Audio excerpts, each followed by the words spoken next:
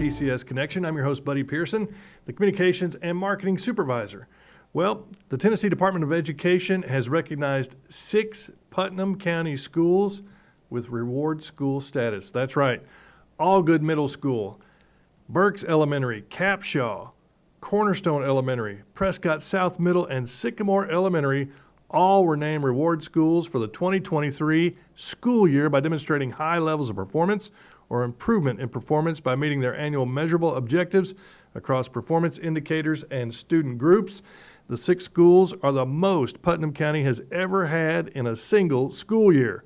More than 400 schools in the state have been designated reward schools by the TDOE for having an overall federal accountability score greater than or equal to 3.1 out of 4.0. The reward school designation is the highest distinction a school can earn. And congratulations again to all of our reward schools.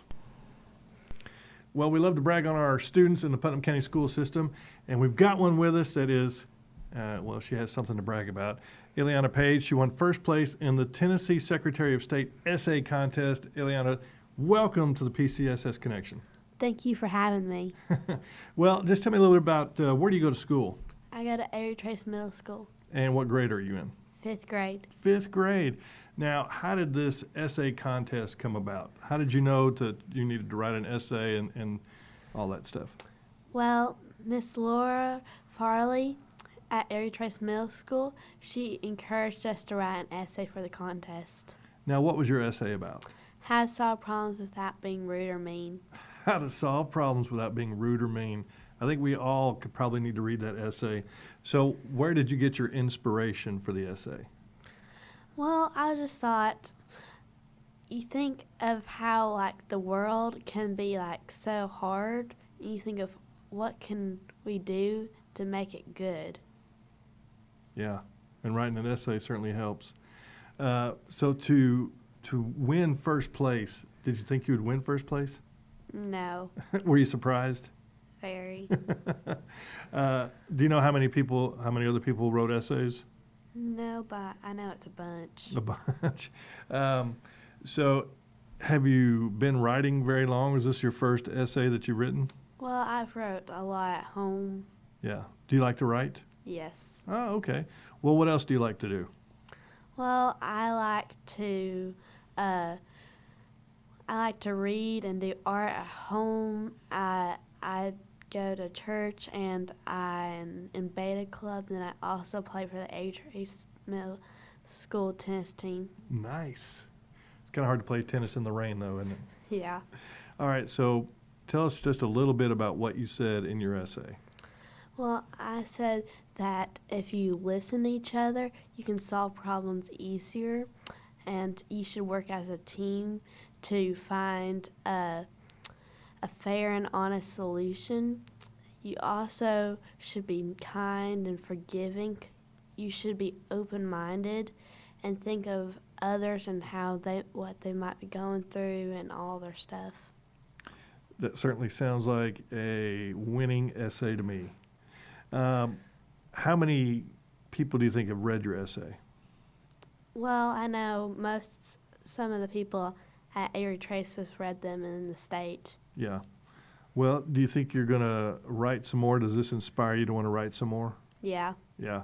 Are there any more essay contests that you can participate in? I'm not for sure, but I'm sure there is. Well, what's your favorite subject in school? My favorite subject's English and math. Somehow I knew it was going to be English since she's a good writer, and math. So what do you want to do when you grow up? I want to be a teacher. You want to be a teacher? Well, that is awesome. We need more teachers like you here in Putnam County. Do you have a favorite teacher at Avery Trace? I like all my teachers. Smart answer. Very smart answer. Well, Eliana Page, thank you so much for being with us, and congratulations on winning the essay contest. Thank you. All right. Well, this week has been National Future Farmers of America Appreciation Week, and we're excited to have some of the FFA members from Monterey High School with us on the PCSS Connection. We've got Emily Wright and we have Cole Walker, and they're both members of the Ag Communication Team. Now, I guess, Emily, let's start with you. What is the Ag Communication Team? Well, we went and last Thursday we went and done a quiz, and then we done our own little separate thing. They had a presentation, and we just wrote down notes off that, and we done press releases and websites and videos. And And now, where was this at? this was in Hydrabergs in Cookville. Yeah. Okay, so it was a competition, FFA competition? Yeah. Oh, awesome. So what made you want to be a part of the ag communication team? Well, I've always liked writing, and I feel like a press release would be good for me. I've Yeah. always loved typing and writing, and just like getting my thoughts out there. So Now, what grade are you in at Monterey? I'm in 11th grade. I'm a junior. You're a junior, okay. And how long have you been in FFA? Since my freshman year, so 3 years. Yeah. Really? All right. Well, Cole, just talk about being a member of the communications team. What made you want to be a part of the communications team? Well, I thought making a website would be really fun. Yeah? Yeah. Is it fun? Yeah, it was. It was. The software Mhm. was a little odd. A little odd. Yeah. Well, do you feel like you gained a good experience by doing that? I feel like I did. Yeah. Now, what grade are you in at Monterey? 10th 10th grade. All right. And how long have you been in FFA? since this year. Well, freshman year. Gotcha. Yeah. Yeah. Well, I know it's been a busy week, and you've been doing all kinds of. What's been some of the fun stuff you've gotten to do? Well, we had dress up days this week, so that was fun to see everybody participate in FFA. And Cole actually went to a breakfast, and today was the Flowers on the Hill, and we got to meet legislators, and it was really fun to go down there and tour the capital of Nashville and all the fun stuff. So. Yeah. Now, what did you dress up as? I didn't dress up as anything. What did you dress up as? Well, I done Twin Day on Tuesday, Okay. and yesterday I dressed up for Farmer Day. Yeah. Now, are you both future farmers? Yeah. Really? Yeah. Do your families have farms right now? No. Okay. Yes. Well, you live on a farm? Well, I work on a farm, but I don't live on the farm. My family owns like a farm together. Okay. So, Cole, what makes you want to be a farmer? I think it'd be really fun. Yeah. Yeah. You know, for some reason, I just don't associate designing websites and farming together, but I guess that kind of goes hand in It's, hand, doesn't it? Two different things. Yeah. But you got to have, I mean, really, farms today probably have their own websites. So when you were designing the website, what were some of the things that you put on there? I had to put the dates and times, the notes we took over their trip, and then I put a gallery, including all of the photos with a brief description over all where they went and what they did. Oh, nice. Gotcha. So when you graduate, what do you want to do? I don't know yet. That's right. You're just a sophomore. You got plenty of time. Emily, what about you? You're a junior. You got to start looking at, at Yeah. ACT and colleges and all that. I want to be a veterinarian. I want to try to go to Tennessee Tech and maybe transfer over to UT and become a vet. Yeah, that's been my dream forever. So. Awesome. What do you think is the benefit of being part of FFA? I think that FFA has really opened my idea of agriculture, because I didn't really know a lot about agriculture going into high school, and it's just shown me so much of everything. I mean, I've met so many new people and had so many opportunities, and it's just been really beneficial. What about you, Cole? Well, I didn't know like Emily said, I didn't know anything about agriculture. I think the competitions are fun to go to and participate in. Yeah. Plus, you get the cool blue jackets. I mean, aren't they sweet? I mean, these are the same jackets that they were wearing when I was in high school, but way back in the day. That hasn't changed, has it? No, it's like a constant. And you guys dress up good. I mean, that's awesome looking. Had to look good to go down on the hill and see Paul Bailey, Senator Paul Bailey. Is that who you got to see? Yes. Okay, great. Well, anything else to look forward to? Do you have any other competitions coming up? We have state convention coming up, and I'll be doing Quiz Bowl, and I think that you're doing Quiz Bowl too. I think I am. All right. Yeah, And what is well, Quiz Bowl? It's over all of the history of FFA, so it's just like a big test over FFA history. Oh, awesome. All right. Emily Wright, Cole Walker, two FFA members from Monterey High School with us here on the PCSS Connection. Thank you so much for being good students and what you're doing to promote farming in the Upper Cumberland. Yeah. You're welcome. And we've got another member of Monterey's FFA chapter, and that is Greyson Key. Greyson, welcome to the show. Yeah, glad to be here. Now, let's see. It was just announced you're a regional winner in the Turf Grass Management Proficiency Award area. That's a lot to say right there. Super stoked about it. My advisor texted me about it. It just caught me completely off guard. But see what happens. So what is the Turf Grass Management Proficiency Award? What did you have to do to earn that award? I got it through my SAE working at Bear Trace Golf Course with State of Tennessee Yeah. in Crossville. I got it through all the turf grass management I do, whether I do the greens or fairways or anything like that. Wow, that's interesting. Bear Trace, I love Bear Trace. It's a beautiful golf course. Love to play Bear Trace. So what do you do there at Bear Trace? Well, right now it's kind of slow because it's off season. Right. So we're just like doing managing equipment, ordering sod and whatever we need to make the summer greens look best they can. During the summer, do anything from weed eating, filling bunkers, anything that needs fixed, just do whatever my superintendent tells me to do. Yeah. Now, how did you get started in this? My dad, he got this job and he was super stoked about it and he was telling me all about it. And then when I turned 16, he was like, "What do you think about working at Bear Trace?" And I immediately said yes, and I've loved it ever since. Well, that's great. Now, what year are you in school? I'm a senior. You're a senior. Mhm. Okay. So what are you going to do when you graduate? I plan to go to Vol State for 2 years and then transfer to Tech, become a game warden. Oh, nice. Are you going to continue to work at the golf course during that time? If the schedule works out, yes. Yeah. Now, how long have you been in FFA? Since my freshman year. And what's the experience been like? Because you've been in it 4 years now. Vester has made it great, and now that I have walls, it's even better, even though it's my senior year. Yeah. But FFA has made me grow as a person so much, and I wish I had more time to be in it. Now, have you won any other awards during your time in FFA? I got one about in November for Sewell Conservationist. Okay. Super stoked about that. And so you're going to the state convention. Is this where you'll get your award? If I win state, I'll get an award, but then there's like a meeting that I'll go to to get an award in the check. Awesome. But for now, you are the winner, the regional winner, that's right, of the Turf Grass Management Proficiency Award, and you're working at Bear Trace. And can you give me a discount going over there? If That's I all right. could, I Don't worry would, about it. but- I don't want to put you in that position. It does cost a pretty penny to play there, but it's nice. That's why it's beautiful, right? Yes. Do you checkerboard the fairways? Do you guys are you part of that does that? I wish I could, but this August when I turn 18, I'll be able to. But Because you'll be able to get on the mower. yeah, Oh, okay. Well, the greens are awesome.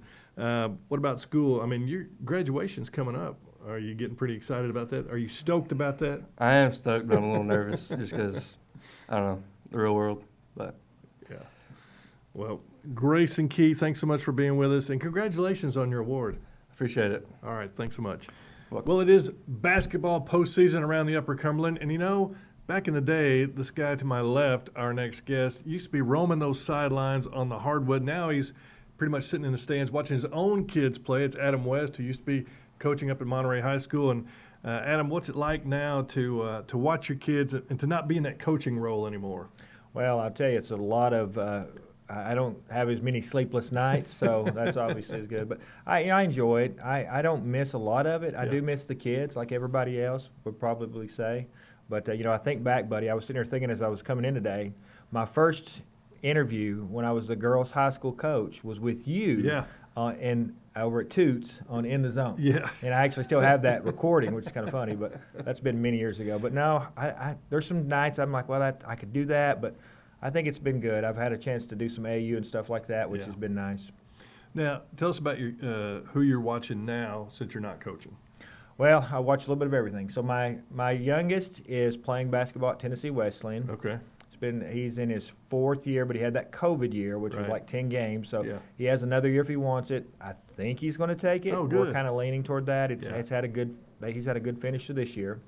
And my oldest is the assistant Clay County girls basketball coach. Really? Yeah. So I get to go watch those games a little bit, and I always pay for, as an old coach, I still have to watch games. So I'm attached to 2 or 3 huddle accounts Yeah. that I can watch multiple teams that I'm kind of associated with here and there. I watch NFHS and, of course, all the other broadcasts that are out there. So I'm sitting home, which is nice Yeah. because then I get in bed by 9:30 versus 11:30. So Now, how long did you coach? I coached for 20 years, high school wise. Yeah. And then I did a couple stints. I did 1 year with Ball State as a helper, and I did a couple filling games there, and then I did 3 years at the junior high level before I got there. So yeah, it was a whirlwind. But 20 years, 7 girls, 13 boys. Obviously, 6 were my own 2. Wow. How about that? Yeah. Now, what do you do in the Putnam County school system? A little bit of everything. Yeah. A little bit of everything. I work for Future Ready Vital first and foremost, and do a lot of stuff with them as far as building online content. I'm the voice, as crazy as that sounds to say, of personal finance in the county. I have parents all the time tell me, I hear your voice. Yeah. And so over and over, and I'm the little avatar, that little cartoon avatar in that class. But I build online content for us. Okay. I help supervise and administer and support online teachers. Mm-hmm. And recently started a program here we call Qualtrics. Kind of a new journey for me, started about a year ago. And really it's impacting a lot of different aspects of where I now work with everybody across the district. So Okay. yeah. So do you miss being in the classroom? I miss the kids, but you know, with what I do now, I still go to the classrooms and visit with kids. I still get a chance to talk to them because I actually teach an online class as well. Yeah. Now, tell us a bit about your background. I mean, what has prepared you to do the things that you're doing now? You know, I don't know, really.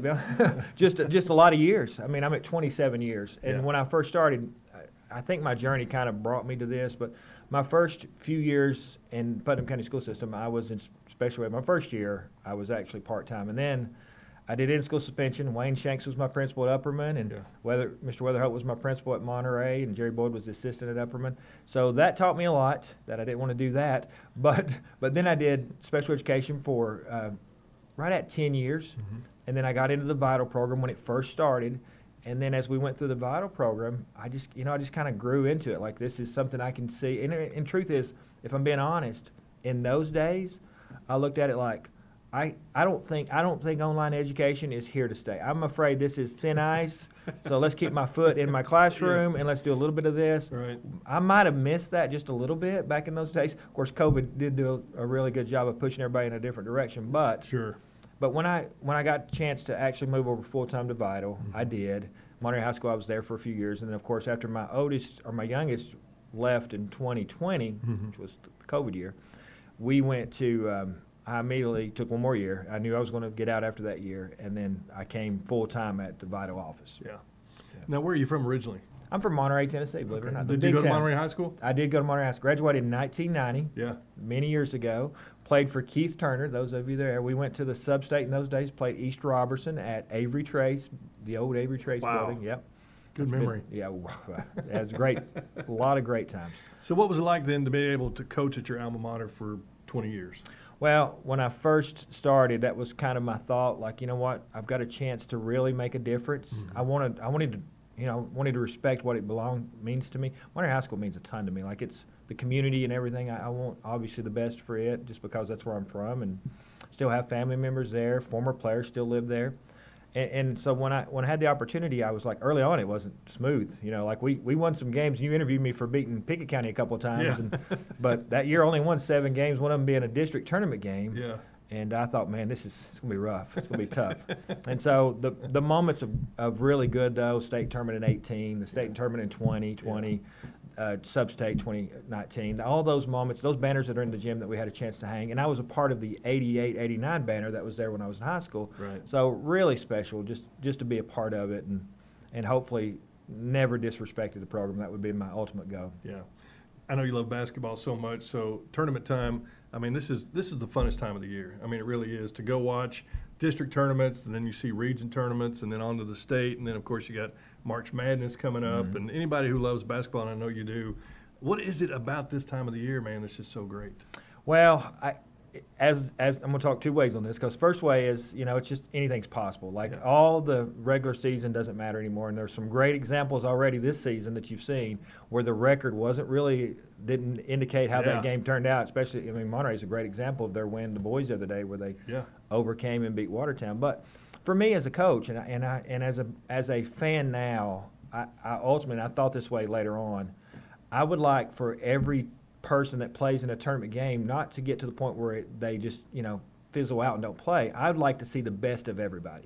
And if you see the best of everybody, then you're going to see really good basketball in our area. And we do have good basketball. Yeah. But sometimes, they just don't play or perform like they have all year. Right. But I just love seeing great basketball, and I want everybody to stay healthy and have a great tournament run. And sometimes, as I used to tell my guys, in tournament, they're good teams. Yeah. You're going to play well. Somebody else is going to play well. There's a chance you could lose. Sure. That's just the reality. Yeah. But we want to make sure that we've done everything we can do. Yeah. Yeah. So. I'll put you on the spot here. Best gym you ever coached in? Oh my gosh, that is tough. As far as atmosphere, the old small gyms were fantastic. And I'll say this: the old Monterey High School gym was really good. It was. It was really good. Had a good little atmosphere. Coaches will tell me all the time. So you got a great home court advantage. When they tell you that, you know that you got something. I coached for 1 year in the old Salina gym. That's like going into a world of man. Hoosiers. Yes, You could it see was. through the bleachers Yes. and all that. But and then in junior high, Hermitage Springs still exists. I know, Hermitage Springs, man. That was a great place. Yeah, if they didn't film Hoosiers there, they missed their moment, right? Because it looks just like it. They got one side of a bleachers, and but those are great places, and really just tournament atmosphere. That's the one thing I do miss is we had games where there'd be people standing in the corners and they couldn't find a seat. Yeah. And man, it was just that's a lot of fun, especially when you have a good tournament run. Yeah, when you have those region tournaments over at Watertown, the old Watertown gym. That's right. They'd be lined up all around. All right, worst gym you ever coached in? Oh my gosh, that's a tough one. The one I hated the most, is that what we're going to say? I think hands down it'd have to be Clark Range. I knew it. I knew you were going to say that. I knew you were going to say that. Well, and you know why? Because you've been there. But for some reason the thermostat doesn't work in there, and so it's usually about 120 degrees. And Lamar never sweats. It never sweats. And then if you're fortunate enough to ever go in the locker room there, you're sharing a locker room with the home team who's one door over. So you're over there trying to whisper into that. And we tried one year to stay out on the court. Yeah. And I think Lamar may have tried to play my card up, and so he had him play the music as loud as he could while I was over there trying to coach him up in the corner. So it was quite enjoyable. And then you walk right underneath the fans as they get to talk to you as you leave the court. So there's a lot of reasons to that. And they're still playing there, man. They're still playing. They're still playing there. As long as I could, if I were in their shoes, I'd do it as well, because I think it is the ultimate home court advantage of anything I've been around. So you've been watching games online and all the probably the UCR network and all that. Have you been able to go to any and really go? I mean, I had a chance to go to Tennessee Tech and watch some of the 7 AAA, which, the atmosphere there with, Upperman, Livingston, and White County. And, of course, the smaller schools playing over at Livingston like they did for a long time. Have you been able to get out and go watch any games? I did. I actually I went to a couple games this week. Obviously, I got a chance to go to my son's. I've watched a game every night just about. Even last night, I watched my son they were in Pikeville, Kentucky. Yeah. And so I got to watch that one. But I went over the other night and I watched the championship of Clay County and Pickett play, girls. Right. And I watched the Livingston White County game the other night. Yeah. And I tell you what, I can only say this because it reminds me of the days when our district was, Jackson County, Clark Range, Pickett County, and Clay County. Clay County. I mean, it was just loaded. The Tri-Lakes Conference, that they call it. Oh yeah, it was brutal. That's when you slept like a baby. Somebody used to say, wake up every 2 hours and cry. But when you look at, I feel that way about Upperman's, about the 3A. Like that thing is loaded. It's stacked. And great talent, great coaches. And Cumberland, and White County, and Livingston, Upperman, Livingston. Yeah, I know. And you just got to play well. Yeah. And, so. Well, I just, I love talking basketball with you, and man, it has been great. I mean, we have shared a lot of basketball games, and talking afterwards. Win or lose, you're always great about coming out and talking and giving me the good quotes, give me the good interviews. Not the really good ones, but the ones that I could print.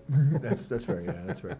Well, I appreciate you over the years. I know this is not what it was intended for, but you not only did that. I was on your In the Zone multiple times. Yeah. Obviously, you did all the newspaper stuff. But fun fact, I guess you probably remember, but you also did the announcing for the state tournament when we beat Mason and got a chance to play Laredo in the semifinals. Yep. And I have that to film as well. So all those are special moments. That's awesome. All right, Adam West with us here on the PCSS Connection. Let's go settle in and watch some basketball. Let's do it. All right, man. Thanks. Thank you. Appreciate it. All right. Thanks, buddy. And that's going to do it for this week. Be sure to check out the PCS Connection on our YouTube channel as well as our social media pages. Have a great week, everybody, and God bless.